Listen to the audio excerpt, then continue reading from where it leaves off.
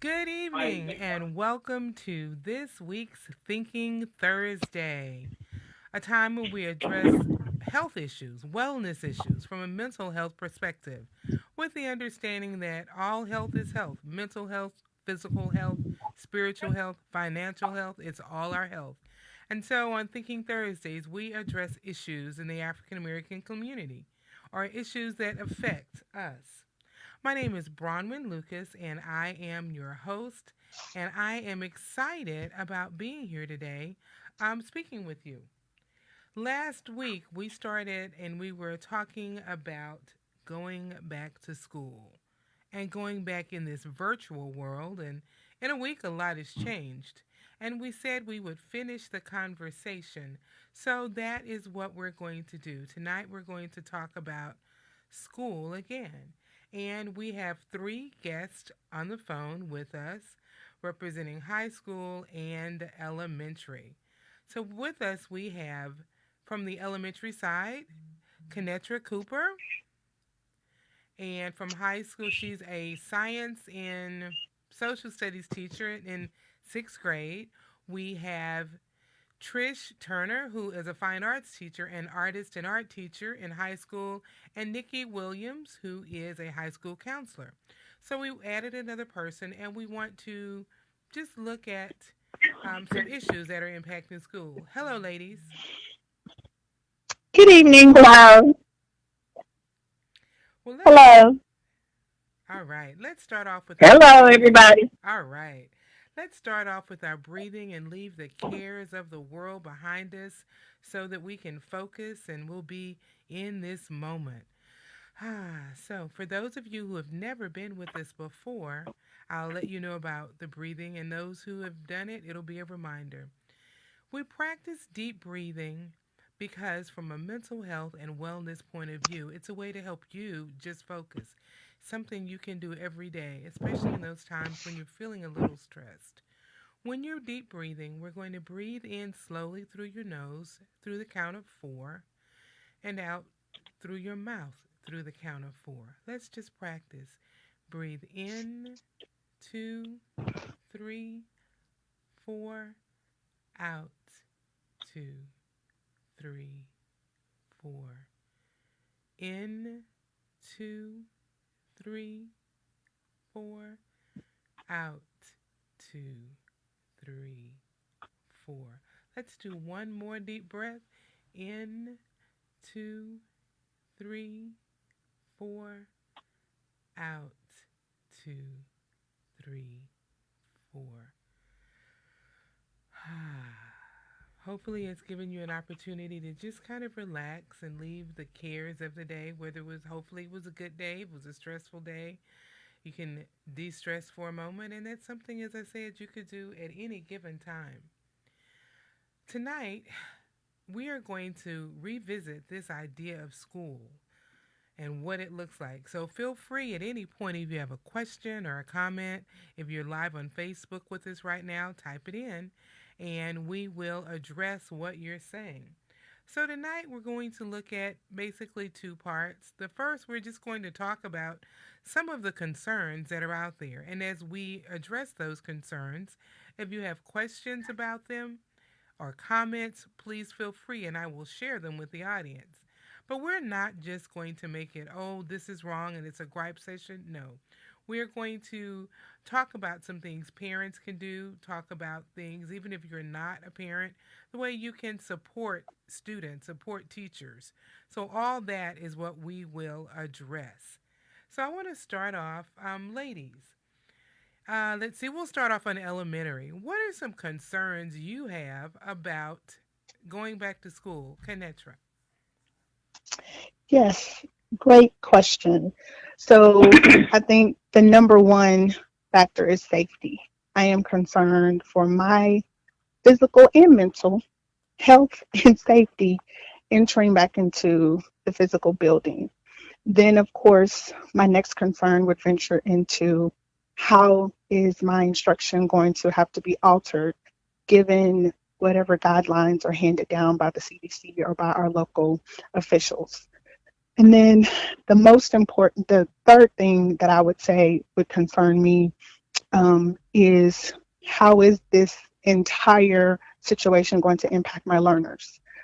We know right now we have standard issues that students deal with, and a lot of times they affect how a student processes information, how they deal with things, how they respond. So I think those would be my three in that order: my faith, my mental and physical health, and then how my instruction is going to be changed because I'm a very collaborative type teacher. I do a lot of collaborative grouping in my classroom. And then thirdly, how are the students going to be able to respond and actually be successful in the physical building with everything going on? Got you. Trish, you're also in the classroom in high school. What are your concerns? Those would be the three, and then I would also add on the social distancing with high school. How is that going to look in a high school Okay. when that's very challenging for students? I agree. And I think actually that social distancing, having worked elementary, middle, and high school as a counselor, I think it's going to be different. There are different challenges on each level, but each level, in my mind, I can see where social distancing will be quite a challenge. Let's get Nikki's concerns and then we'll come back and address them. Nikki, you're a high school counselor, and I know you have worked elementary, middle, and high school in your career, if I'm correct. What are your concerns? Yes, but one of my concerns is dealing with student anxiety and dealing with discipline. And we had talked about this earlier this week about children purposely coughing on each other, or how does that work? Or discipline in how if we can't handle kids with dress code, how are we going to handle kids wearing masks? And so when we talk about point of entry, how are they going to enter in, the safety of other kids opening doors? So I'm really concerned about the safety of discipline from the discipline point of view as a counselor. Because as a counselor, you are part of the administration team. So those are my concerns. Wow. I can see overlap and I see your concerns, ladies. So, wow, let's kind of discuss that. Let's talk about this social distancing. I actually heard an interesting tidbit this morning that there is no magic in the 6 feet of distance. We may find out it's supposed to be even more to be effective. How realistic do you think for kids and teachers to remain 6 feet apart all day long at school? Anyone jump in. I Ladies? guess I'll Okay. definitely from an elementary perspective. Okay. So when you think about it, teachers draft up their rules. They may allow the students to participate in coming up with those norms for the classroom. That's one extra norm that I now have to make sure that these students understand. And I'm going to be quite honest. There may be a time where I say, okay, I need everybody to understand Ms. Cooper's working on something, and I don't need anybody to come to my desk. And within 2 seconds of me finishing my statement, somebody's at my desk. So now I'm concerned because this is not a joke. It's not funny when you take off your mask. And me as a teacher, how do I handle that? Okay, do I send them out of my classroom? Do I tell everybody to run away from them? What is the realistic response when a student decides, well, I don't want to wear my mask anymore, or I don't want to social distance, I want to get close and talk to my friends? How is that going to be addressed? And so I know from an administration perspective, that's a big thing to have to think about. And do you think that any of you think that your administration is even thinking about that? Have you all had any discussions? Because on all levels, it's going to be it does No, boil down to a discipline issue. I've worked in the schools, and I will tell you, dress code is one of the most ridiculous things you have to maintain. It's hard. Yes, deal If you with. let it get Mhm. out of yes. control, it's a problem. However, it's hard. So now, just the fact that you have to wear a mask becomes it'll be under a dress code violation likely, or to stay 6 feet apart. it becomes I can see it becoming a discipline nightmare because it's one more Yes. thing. Who is going to be the mass police? Who is going to be the distance police? How is that going to work in the hallway? Can you even do that in a hallway? High school, Trish, you're in high school. You're in the hallways. How do you think that'll even work? Honestly, it's not going to work. I Exactly. mean, it's just not. Let's not kid ourselves. It is not going to work. You're going to have the majority of the kids will truly try to follow the rules. But when you're looking at, okay, oh my gosh, I only have 2 minutes to get to a class, and it's on the other side of the building. Instead of you going in the direction that has been marked, one-way direction, they'll go opposite because it's shorter. Mm-hmm. So I just don't see it working at all, honestly. Let me read some of the comments. One says, escape avoidance. Students will use it as a way to get out of class. And there will be those, look, I didn't do my work last night. And if I go to this class and I don't have my mask, I get put out. So I just don't put on my mask. And I know last week, Trish, you said, you guys will have an area where the kids go. It can be just a way to avoid. Another comment was, Well, go on. hold on, Baldwin. Uh-huh. I already have that situated. I'm going to have masks in my class to pass out if need be. Mm-hmm. Now, if they refuse it, then it becomes a discipline issue. Mm-hmm. So that's one of the ways that I'm addressing it with myself. And You're not coming into my class without a mask, and here's the mask for you. And if they choose not to take it, then it becomes an issue. Right. But that brings up another point that Nikki had stated in the on Facebook, is that different teachers will have different standards, and that will confuse students. So here's what I think will happen. You're going to have that Karen teacher, and you know what I mean, who says, I don't think you need to wear a mask anyway.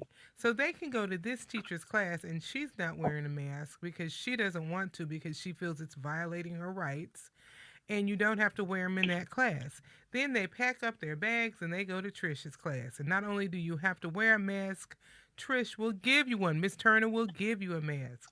So I can see there's going to be some inconsistency just because we're dealing with human beings. There's going to be some inconsistency, and I think that's going to be an issue. And then the cost of masks. Teachers already come out of pocket, and now you're saying, Trish, you are going to come out of pocket and have masks there. It becomes one more thing that teachers are looking at buying. Yeah, and that's the norm because across the country, teachers do that all the time. We're allotted, like, I think $250 at one time. I don't know if we still do it, but $250 to write off. But I know I myself spend well beyond that, and I'm sure other teachers do the same. I'm even getting a hand sanitizer, hands-free sanitizer for my classroom, although I know that my school is going to provide one or supposed to be providing one for my class. But these are things that I know I want my students to be safe as well as myself. So I'm going to do that extra to help along the process, so to speak. And then there are some places where they have a mask, but they're not 6 feet apart. Because realistically, if all of the students go back to school, there is not enough room to get everyone in, and they're 6 feet apart. It's just physically not that much room.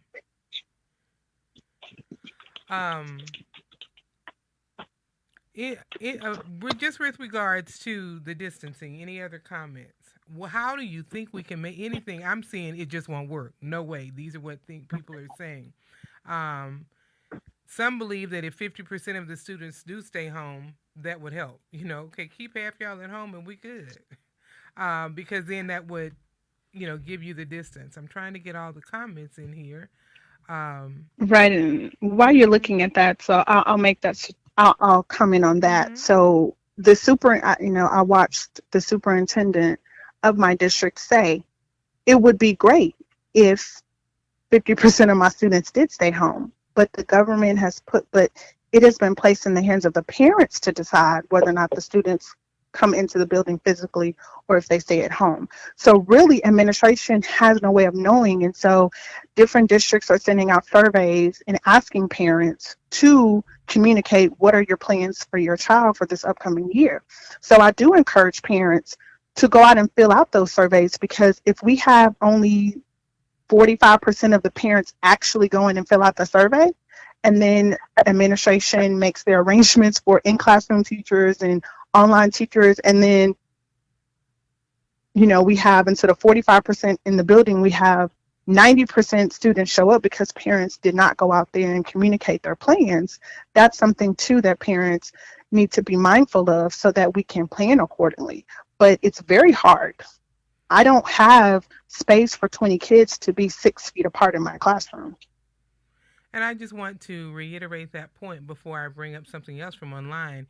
Parents, and those who may not have kids, but your friends have kids, every district just about has some survey where you will go to their homepage, and if you have not as a parent, go and let them know, do you want your children to go back? Do you want your children to be there in person? Whatever you want, you need to let them know. You let them know so that they can, that's how they make plans. And it's simply, some of them are as simple as a yes or no. My child, name such and such, grade such and such at such and such school, will attend virtually or they will attend in person. Let them know. It really does help make the plans. Another comment while we're still on the concern section, Rita says that there's a shortage of teachers handling elementary students who have serious discipline problems. Already you have that. So when you think about those children who have emotional issues already, they have things going on emotionally in their lives, and they had issues at school. They were already a behavior problem. Things are more tense at home.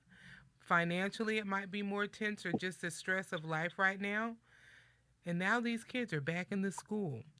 Someone else said earlier, I'm trying to pull up that comment, what about with the racial tension that's going on already in the world?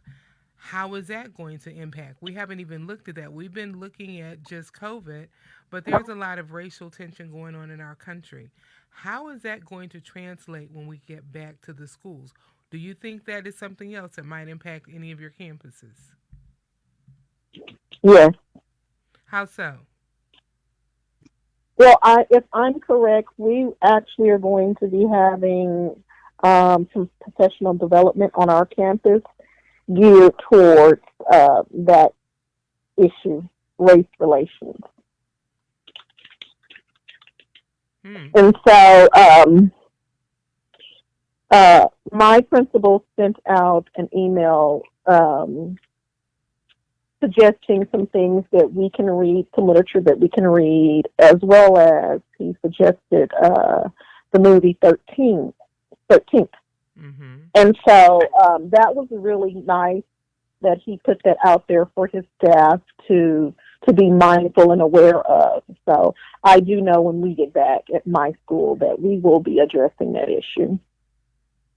What about you other ladies? Do you think that's something that your campuses are considering addressing? Nikki, you're in the high school level. So is that something you're administrative? So what are you guys doing to address that?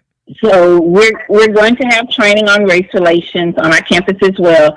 And so on my particular campus, we're 70% Hispanic, 23% Black, and 7% white. I'm really not sure how race is going to play in a factor, because we haven't really, I don't really see that much of a racial disparity because of the type of numbers that we have are racial. What about with your staffing? Does your staff reflect your demographics? Because our staff actually does reflect the demographic. As a matter of fact, yes, it really does. Now we do have a few people that we had concerns with even before any of this went on. There were like maybe 2 teachers that had been there since the beginning of time. And so we will see how they work. But the kids, they will come in and complain and they would just say they're just so old. So we'll see how that. But it's not going to be a norm. It's going to be like these anomalies or these irregularities as far as the teachers are concerned. Okay. So we shouldn't have that too much. Wow. I can see how that will, when you ask about the staff, I can see how that's another level of just everything going on. Looking at concerns, I want to go back to that discipline issue. And she was speaking in terms of elementary students. And I mentioned, just the stress students are facing. And on all levels, how do you think the stress of when you really have to go back and you're in the building, how do you think the stress of everything might impact your classroom, your building, just the world stress, everything that we're feeling? We're in a stressful time. How do you think that'll impact your environment? Definitely from a elementary perspective. So that was my third concern, is how do kids process? And I can't necessarily say, because I think the sixth grade is the highest grade level I've actually taught. So I don't know if it gets any better when they get to middle school and high school. But I know right now my elementary sixth graders have a hard time processing different things, especially if their parents are having issues financially, if they're worried about a family member being sick, if they're, honestly in fear that they will become ill.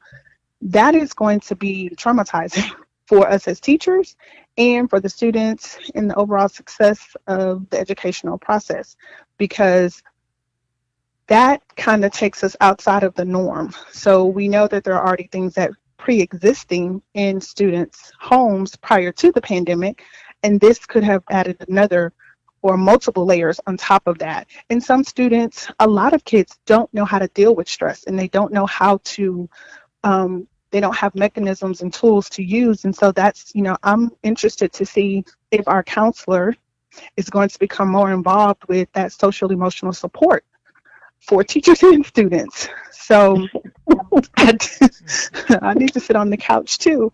So that is a big concern. That is a big concern. Kids don't know how to deal with it. And so while we're trying to get them abreast on, okay, we're back in the classroom, you get to see your friends, you haven't been in the classroom, you may be in shock because you weren't really applying yourself when you were at home, or maybe you were and it's not, but there's just so many different variations of what can happen to students. And, Nikki was saying that in her district, they still have communities in schools. That's a support program. Some districts have had those programs, and with funds, they've cut it out. So there is some support, but not every district has allocated money to support. There is a big push in the state of Texas with social emotional learning. And that's the way the state is going. It will be interesting. That's where a lot of money has been going. So it will be interesting to see how that is. For those of you who are not aware, social emotional learning is simply dealing with that, helping students deal with the emotional end of learning, the emotional things that can get in the way of education. It's new. It's not new. It's new the way they're looking at it. It's new in terms of putting money behind it. That might be something, and not every campus has someone who is dedicated to deal with that. So it will really just depend. That might be an avenue that could be beneficial. And here's something else when I was thinking about in the solution end. Typically, I would say, well, this would be a time when you would have more parents come in whenever there is something traumatic in the school, but you can't call in others right now to help you, because that becomes another body in the school, and that's one more person you have to worry about disciplining. So for the teacher, it really does become more that you will have to do. Does that concern you, teachers? Every year more that we have to do. The responsibilities just keep, and the pages doesn't match. It doesn't quite keep up. No. So absolutely. We talk about being the teacher, the counselor, the mother, the father, the parent, Facilitator. the Right. listener. It's our list coach. You know, Life it coach. goes Like, I mean, just, on. yeah. On and It goes on. on and on. The teachers Yeah. have to I've do. been the hairdresser. I've been the school Yes. supply Yes. personnel, Mhm. So, The keeper of the let me lotion wash so your, they won't be ashy. exactly. Let me Yeah, put a Yes. couple The teacher ponytails in try your to hair. wash your underwear in the bathroom because you don't Yeah. have a washer and a dryer. Yes. Oh, wow. Yeah. Yeah. Yeah. yeah. I mean, Um, I even Yeah. said it gets providing different. food for our students. I mean, it's just so much that we're doing as educators that I think parents are not aware of. Because I constantly, and I'm sure, I mean, there's just teachers in general at my school. If a kid needs something to eat, normally I keep healthy snacks mhm. in my refrigerator.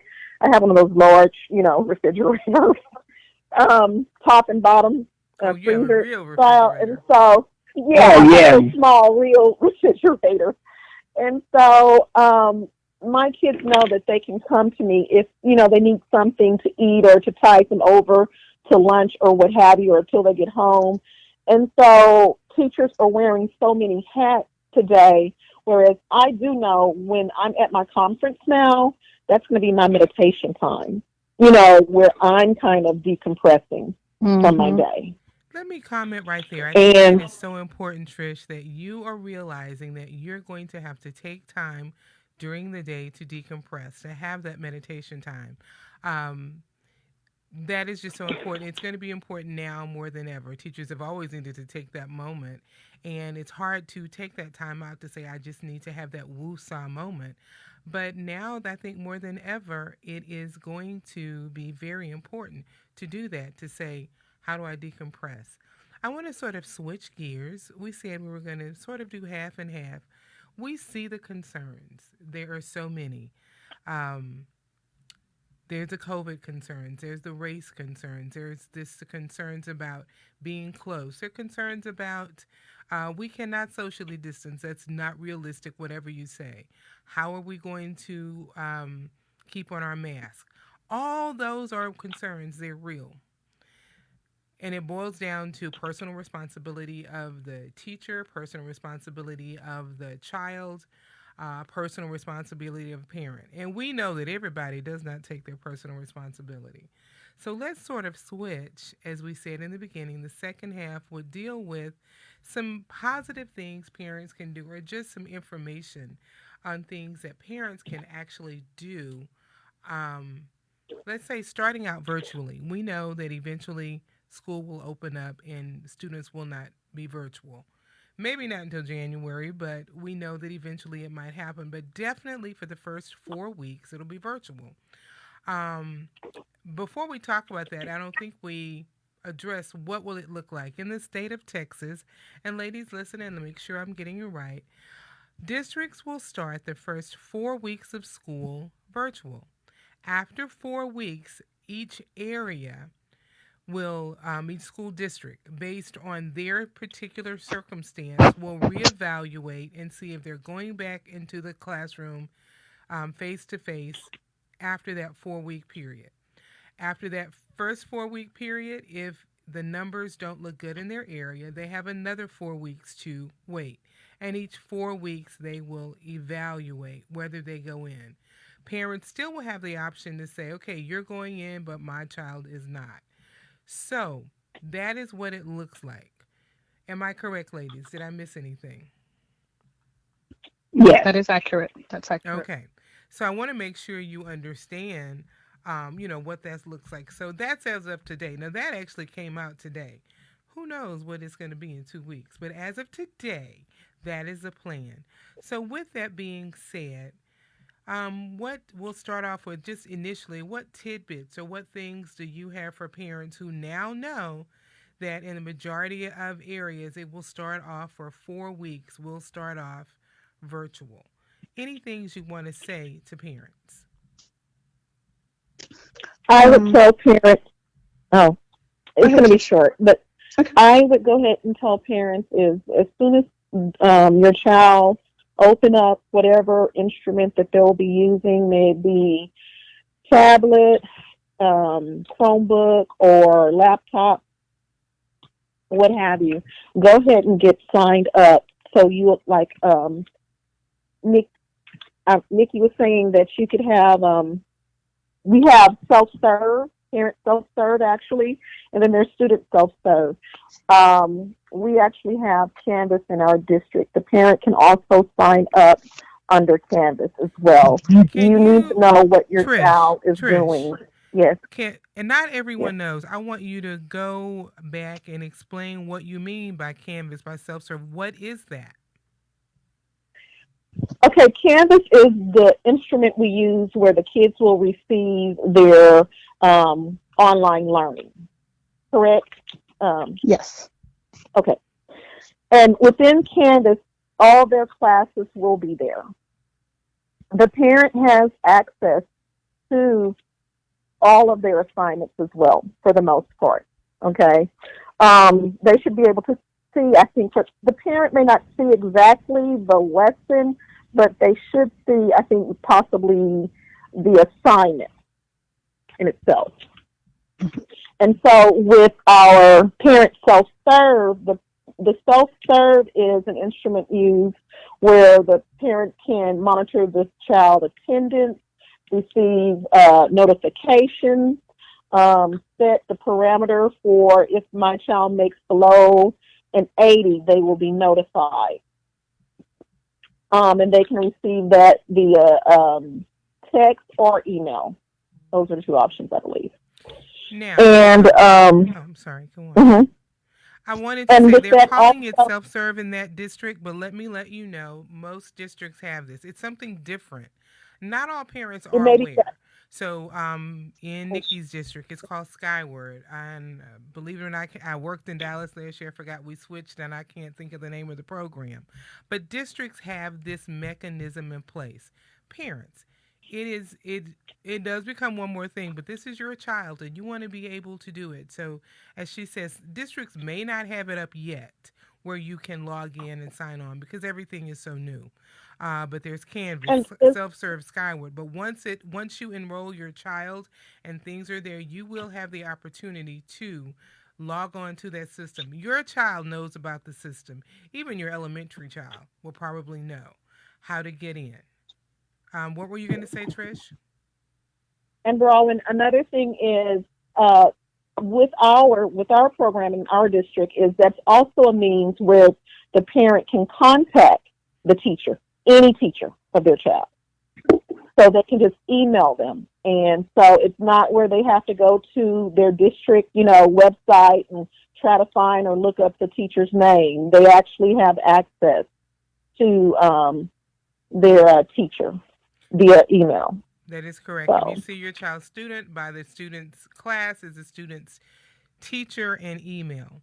So, first tip, parents, find out, get on whatever platform they have, access it yourself so that you have access to your student's work. What's another tip you would have? Someone? One of my teachers? Oh, I do want to add, and I see this in the chat. Remember your password. The school does not have your password. When you set up your access to get to your student's account, write it down somewhere or use something that you know. But remember your password because they don't have it. You're the only one that has that password. So get it, hold on to it. Next, Kinetra, I believe you were getting ready to say something. Yes, so definitely what Trish has already shared. I do advise parents to get involved. Make sure that you know what your district is using. Make sure that you have access. If that's not something you want to put on your to-do list, then you just go to your child and say, log into the thing that you're supposed to look at the grades and give me your computer. So I've even told my parents that have your student login because students have a login. And as Trish said, using Canvas, the parent side looks different from the student side. More so the parents can see the grades in Canvas and they can see whether assignments are missing. So I do want to piggyback on that, and I definitely agree. I have sort of a suggestion to parents and to teachers. So as a parent, I encourage you to create a rapport with your students' teachers. I know it may not be as feasible or as common when they get up to the older grades, but I think that it's important, especially when students are not meeting teachers face to face. It's going to be important that teachers, and parents and children are in that love triangle. So everybody is in this together. And it becomes a challenge when teachers are not able to see students face to face and we're only dealing with the virtual. So that's one thing that I would say to parents and to teachers. I encourage teachers, try and create rapport with your parents, try and understand their situations, because we know that there are some situations that are going to look very different from others. And we may have to step outside of the norm even more such to kind of help out a student that really has challenges at home that is out of our control and out of their control. So that will be my biggest thing, is to create that communication, to create that rapport. Find out what else your school is using. Some schools use Class Dojo, some schools use Remind.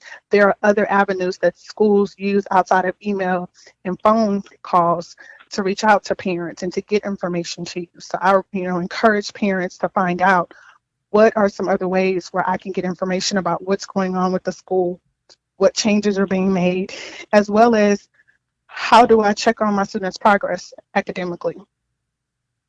So that's one of my big things, is creating rapport, building relationships.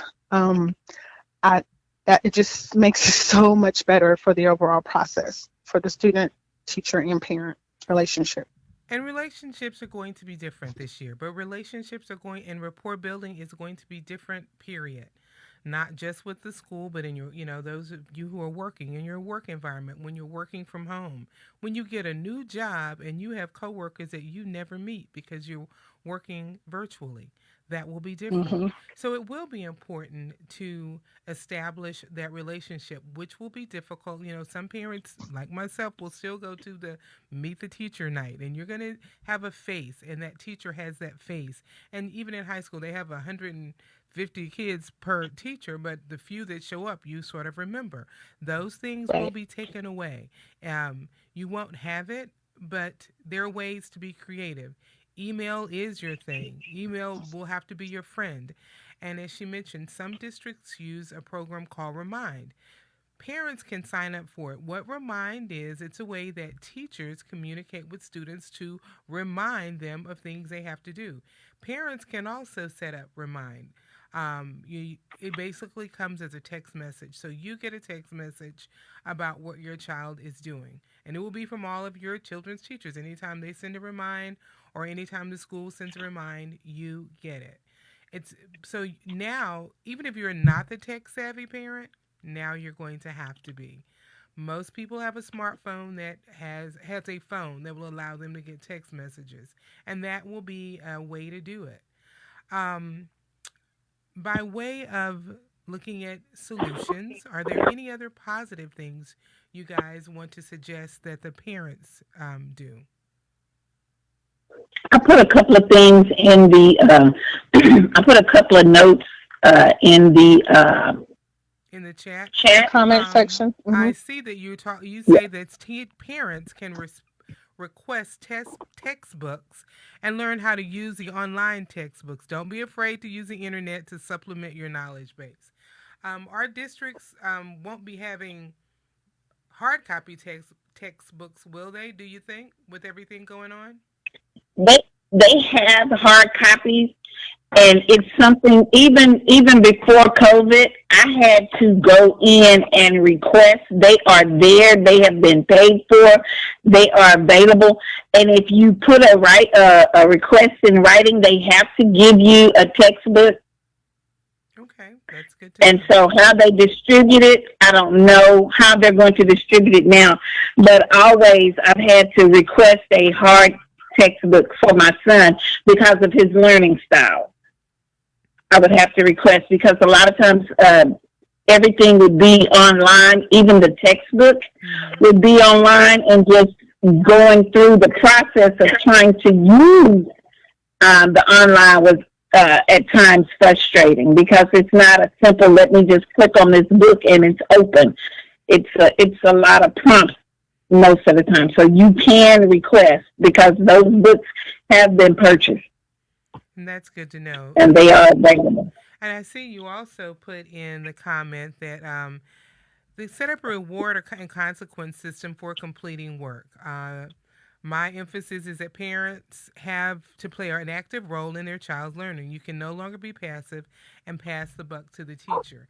And that reward system really can go from elementary through high school. Right now, some kids are Yes. going to be motivated to go back to school, some are not. Every child I've talked to this week in my practice, they are disgusted about not going back to school. Now there's some that are like, this is good. I'm a loner. I like it. I don't want to have to go to school. I didn't have any problems. This is my learning style. It's great. But so many of my younger kids are just, as one said, I'm just mad because I've asked them all, how do you feel about, what's going on, that school's going to start off virtual? I'm just mad. And I heard that more than once. They are not pleased. So the other thing is to keep your students motivated, and that's where that ties in also with that consequence and reward system. So if I'm already a little, I don't want to do this, I need an extra push. So parents are going to have to work to keep their kids motivated. It is true, you can no longer be passive. You have to take an active role in getting them to want to do this. So that means parents are going to have to know the system. They're going to have to learn how to work it. They're going to have to get on. It means for parents, you're going to be on daily as well, looking to see what your child is doing, understanding how it works, not letting them fall behind. And, so if they do go back in person or if things change, you're going to have to know that switch. Last week we talked about the grace before grades, I believe it is, that students were given grace. If you turned in 1 out of 20 assignments, you got credit. That's Mhm. gone because it really didn't help the students because and for some, it just perpetuated apathy. Oh, that's all I have to do. I'm done. And I got credit for it and I'm good. So for some, that created apathy. We don't want apathy, so it's going to look different.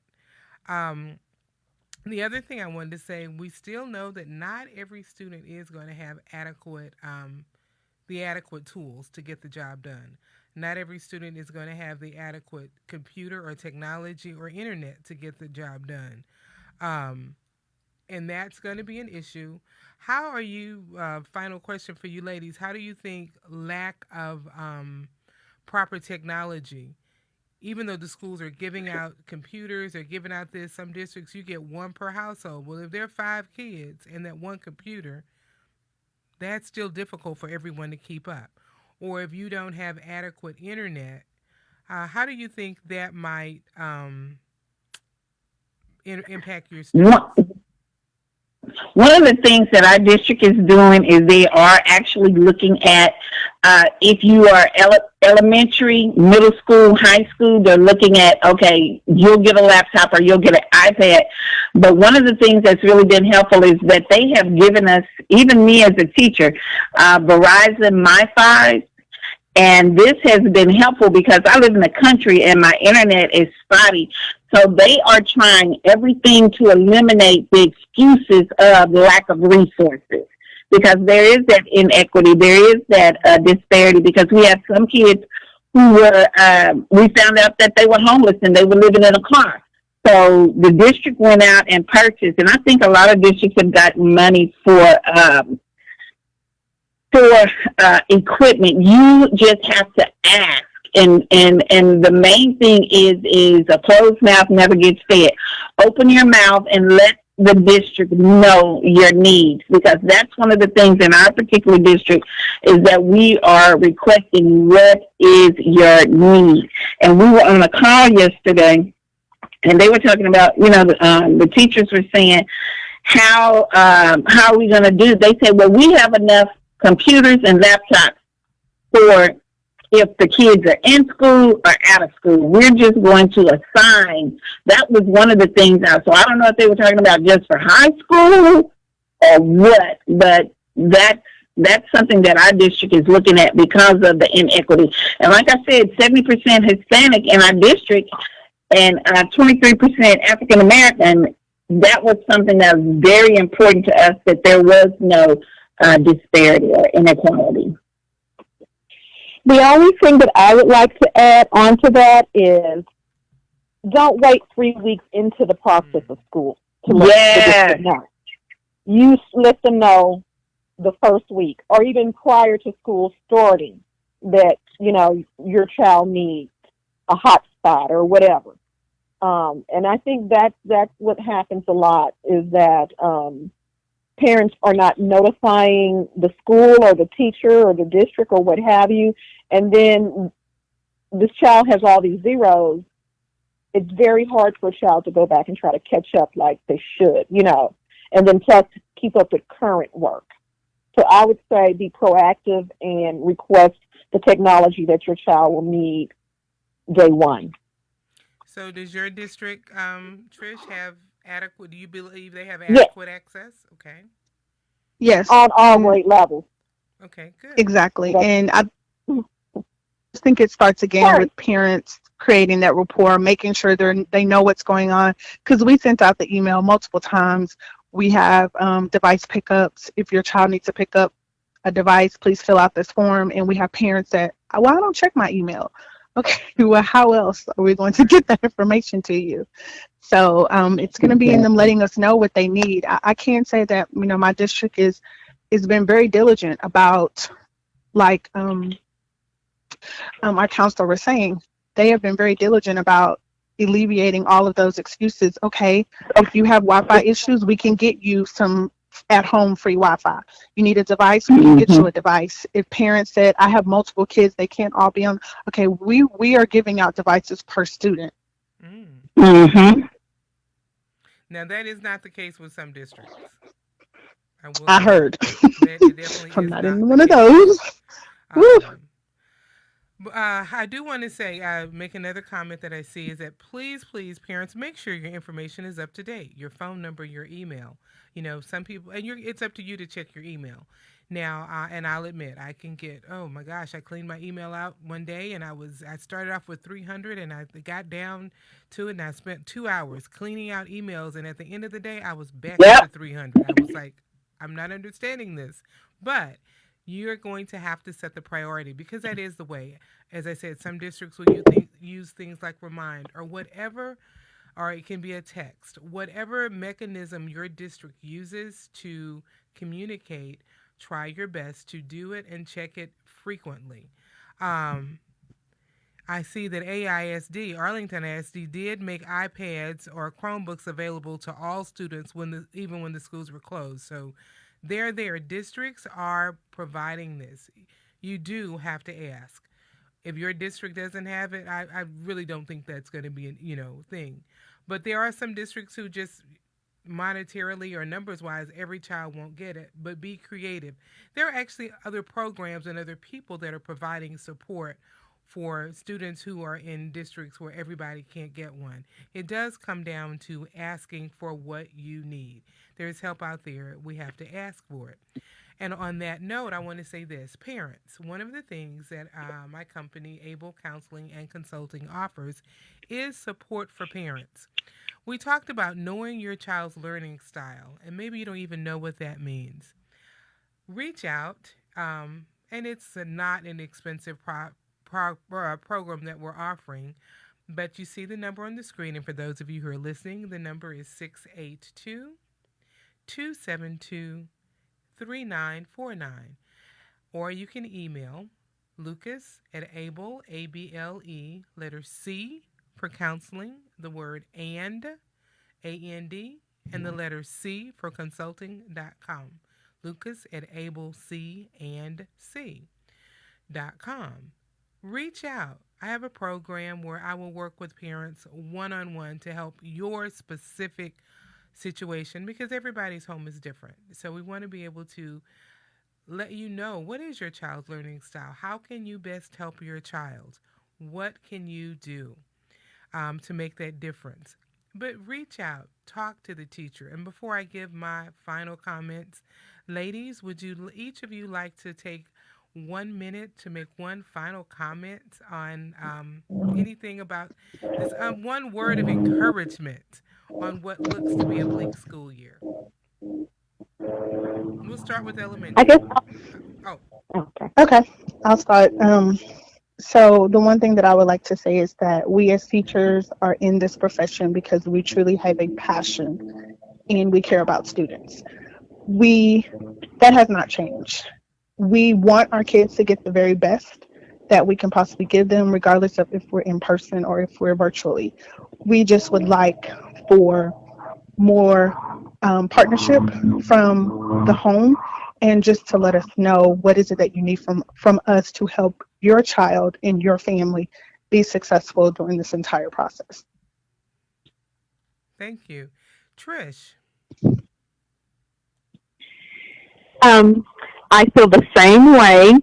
I would also tell parents to encourage their children to listen to their teacher, because we want to keep them safe. And so if teachers are telling their students, darling, you need to keep your mask on, or, social distance, it's not that we don't want our kids to interact with one another, but currently it's just not safe for them to be, close to each other and in one another's space like normally we've done.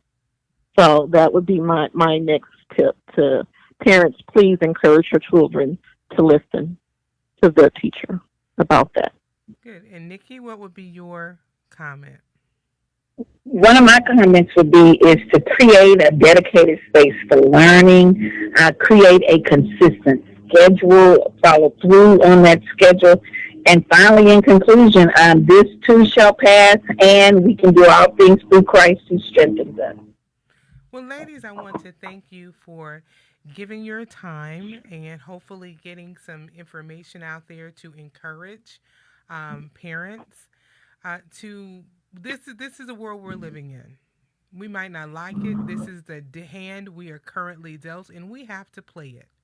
So again, reach out, parents, if you need help, if you want personal one-on-one guidance on how you can start this year. If you already know, in 4 weeks, my child's still not going back to school, how am I going to handle that? What help do I need? Reach out, 682-272-3949. And my final comments will be that, life really is about perspective. We can look at this and say, it's just horrible. I don't know how to do it. Or we can say, this is the mountain I have to climb. And we have to get to the top of this mountain. We can do it together. You are not alone. Reach out to your school. Reach out to other parents. Reach out to your friends. Find your support system, parents. Be supportive of each other. Be supportive of the school. Ask, ask, ask. If there is something you don't know, ask the school. Don't be afraid. As Nikki said earlier, closed mouth doesn't get fed. If you don't ask, you can't get the help you need. So, thank you for joining in this week. And next week, we're going to take a totally different spin. It's going to be all about self-care. We're going to laugh.